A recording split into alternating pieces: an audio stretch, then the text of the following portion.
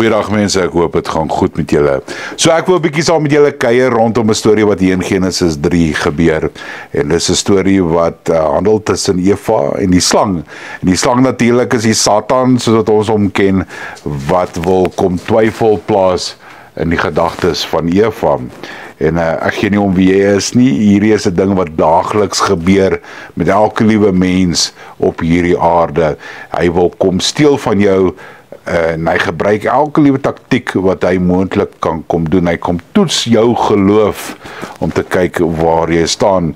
En ons sien dit nou soos wat ek vir jou gaan voorlees hier in Genesis 3 vers 1.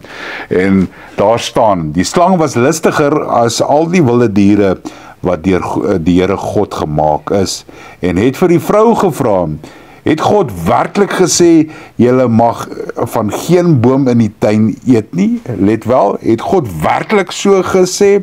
So is dit werklik so erg vir 'n kind van God om verkeerde dinge te doen? Is dit werklik so erg om gesyp te raak? Is dit werklik so erg om jou vrou te slaan? Is dit werklik so erg om skade te maak aan iemand anderste? Is dit werklik so erg, dit wat jy doen?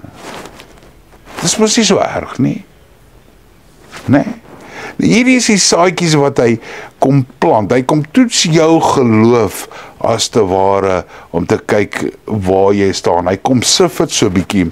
En hy kom doen dit so om later in jou iets wakker te maak waar jy iets doms gaan doen. En dit is sy eindpunt op die einde van die dag om jou dan te potjie.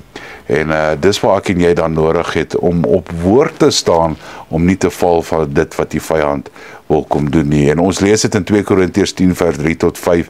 En hier staan dit, dat ons moet werklik waar oorwinning moet kry oor elke liewe ding in ons daaglikse wandel wat ons doen. En ons moet die keuse maak om terug te beklei teen dit wat die vyand op ons pad gooi. Ons moet dit gehoorsaam maak, elke liewe gedagte gehoorsaam maak aan God. En die Here gee vir ons meetstokke die hele Bybel deur. Een meetstok is in Jakobus 3 vers 17, wat jy kan gebruik. Maar ek wil vir jou 4 punte gee, wat jy ook kan gebruik, om jou te help in hierdie daaglikse wandel van jou, om nie hierdie dom dinge te gaan doen wat die vyand so op jou pad kom gooi, om te sê, luister, is dit werklik so erg nie? Nou die eerste punt is, identifiseer die probleem, voordat jy dit net glo. Identifiseer dit wat nou op jou pad gekom het, is dit werklik waar van die Here af, of is dit nie?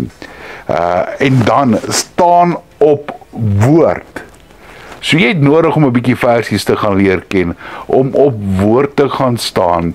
Want as hy by jou kom en vir jou sê, maar luister, jy is nie goed genoeg nie. Jy is 'n slegte mens. Jy sal dit nooit maak. Jy kan nie gaan sê, maar Kolossense 2 vers 10 sê, ek is volmaak in Jesus. En deurdat ek volmaak is in Jesus, kan ek vorentoe gaan. Ek is spesiaal en uniek volgens 1 Petrus 2 vers 9. Ek het nodig om woord te ken en om op woord te gaan staan wanneer die vyand kom en my te wil potjie. En dan as ek op daardie woord te gaan staan, en dan bestraf ek elke liewe negativiteit wat hy oor my pad gebring het, elke liewe verkeerde woord wat hy dan wil gebring het oor my lewe, bestraf ek hom in die naam van die Here, om te sê, wyk weg van my af, Satan. Dis nie wat die woord sê nie. En dan laastens staan ek op hierdie beloftes wat die Here vir my het as kind van God, en ek is 'n kind van God.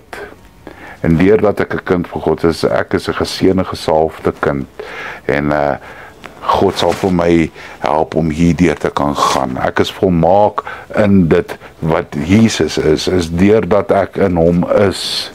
2 Kolossense 2 vers 10, is ek voorspoedig. Ek kan aangaan. Ek het nodig om op hierdie woord te kan staan wanneer die vyand my aanval, sodat ek nie kan val vir hierdie dom dinge wat die vyand oor my pad wil bring nie.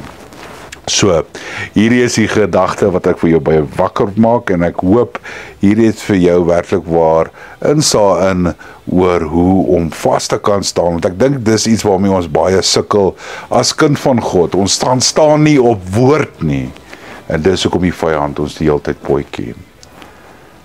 Mag jy een awesome dag hê. Shalom.